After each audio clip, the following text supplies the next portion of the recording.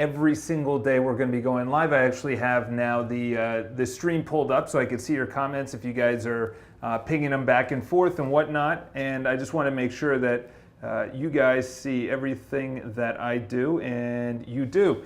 So today's topic is, everyone's talked about it, the pain or regret, the 5 regrets of the dying. What should why, go do what you want to do. You're going to regret it. And to be honest, it's really hard. That's known as motivation, okay? Motivation, as Jim Rome has said, it's just like showering. You got to do it every single day. Motivation, to be honest, is not really motivation. Motivation is something that you see at a Tony Robbins event.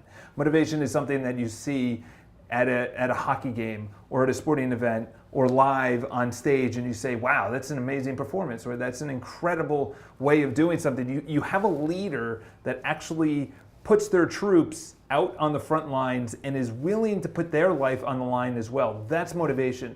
But discipline is a little bit different. Discipline is waking up at the same time, waking up when you don't want to, waking up when you're hungover and tired and you have all the excuses. It's raining out, it's cold out, my friend is not coming along, I'm gonna go by myself, I went this week, don't worry about it, I don't need to go this week, I'm gonna go tomorrow, I'm gonna go the next day.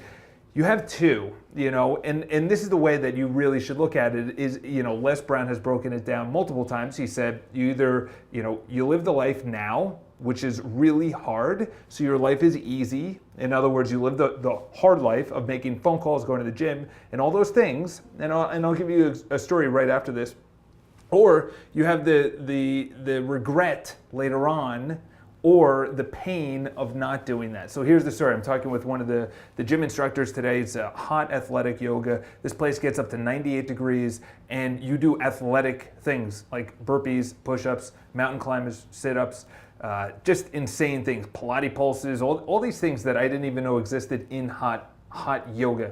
And I was drenched. There's a pool around me. I was gonna say Lake Mead, but honestly, Lake Mead, it's nothing to really write home about now.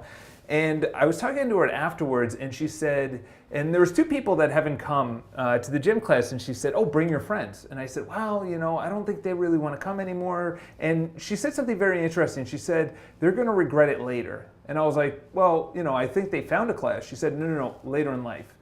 And it really struck me because she's on that same wavelength, which is if you're not doing it now, what is going to expect you to just pick up a weight when you're 45? What's going to make you actually start eating healthy when you're 50 years old, or start making phone calls at 55 or 60 years old when you don't want to do it, when you don't have the energy, when you don't have the money, when you don't have the time because you're married or you have kids?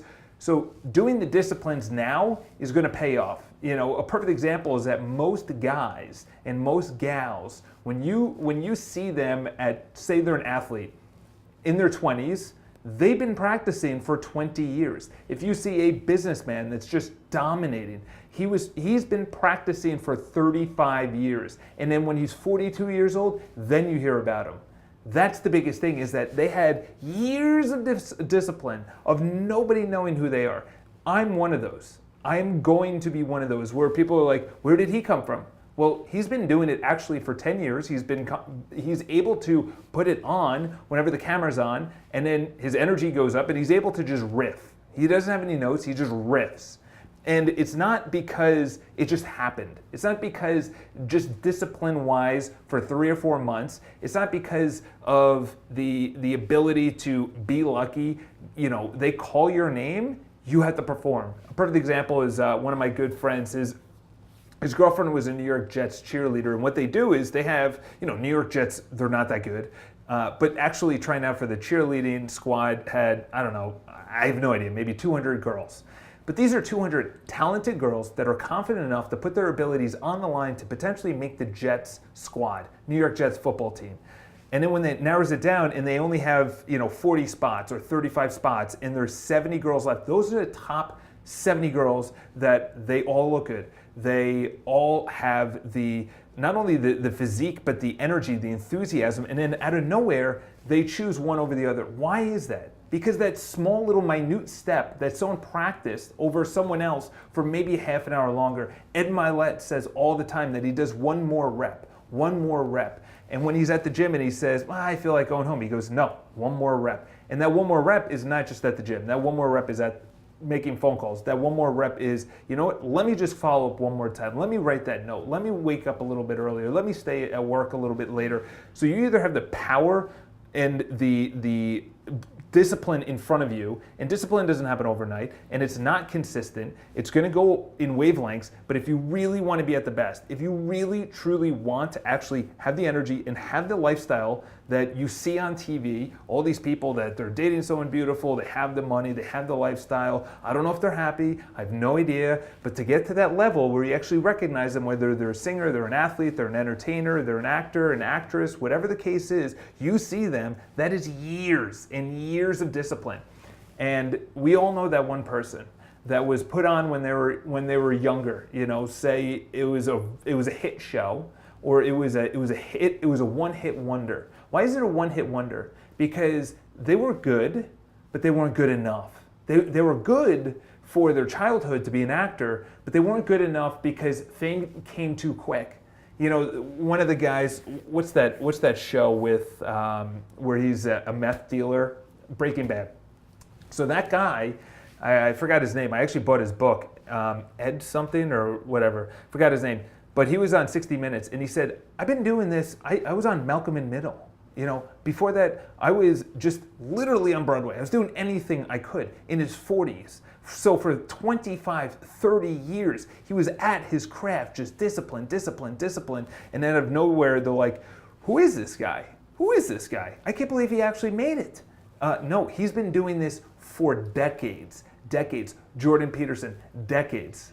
So when you have the power of regret, where you have the power of discipline, it really comes down to power. It's not motivation. It is consistency. All right. So if you guys have any questions, what's going on, Erwin? What's going on, Paul? How we doing? Hope you guys have an awesome Monday. And I can tell you right now, the last thing on this is that you have to start now. Today, the smallest thing.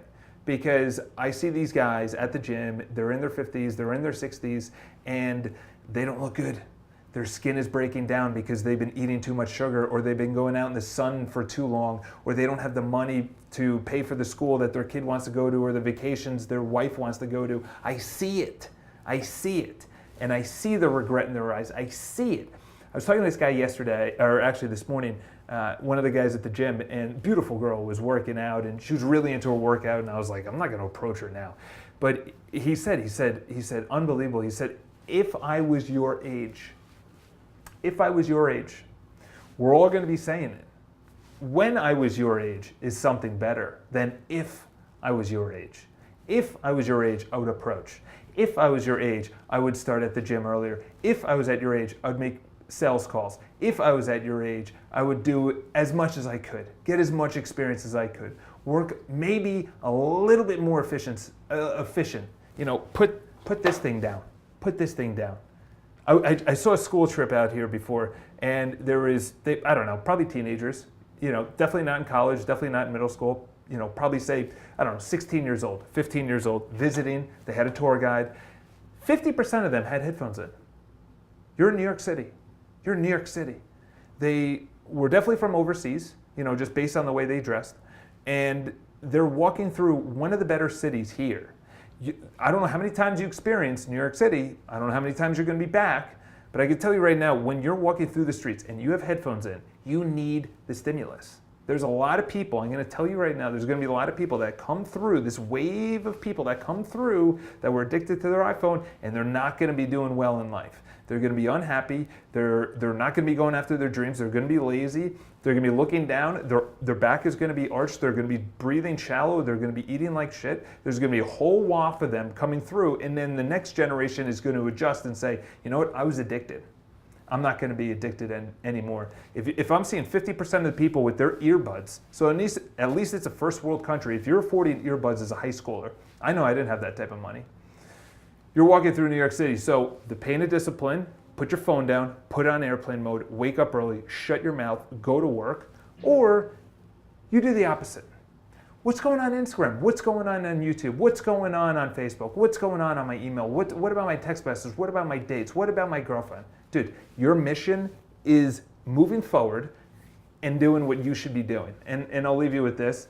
Kaizen way, what's going on, 90% of the population, it's bad. And that's why Apple's new update includes, you could track what you're on, how long you're spending there, and then add it up overall. So it's going to tell you, you spend 2 days on this app, you spend 40% of your time on email.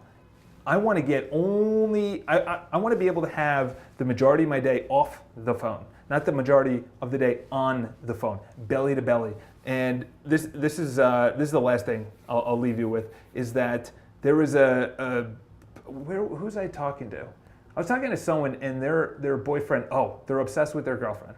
And I was talking with the girl, and she's like, yeah, he kind of like lost his way. I was like, what are you talking about? And they're engaged. And so they've been dating for about 2 years. The guy was jacked. He played, I think, football in college. And he obviously carried that through his 20s because he was a single guy. Then they started dating for 2 years, kind of fell off a little bit, and then she started falling off a little bit. And then now they're getting married, and she was telling me, she's like, he's just like, I don't know. That is a guy that is not on his mission anymore. He's not on his mission. On Friday, I'm going to be talking about the rational male, number one. Number two is pick up The Way of the Superior Man. If you're a man, you have to read that. You have to be on your mission. Everything else complements your life. Your family, your friends, the gym, social media complements your life. It is not your life. That's the biggest thing, is not your life. So, hope this hit home a little bit. I'm going to be going live on BPI YouTube. I'm not going to be answering any of the calls. Oh wait, Charles is seeing the comments. Yeah, now I am. So I'm going to have it on my screen. Hope you guys are awesome. Let me know if you guys have any questions. I'll talk to you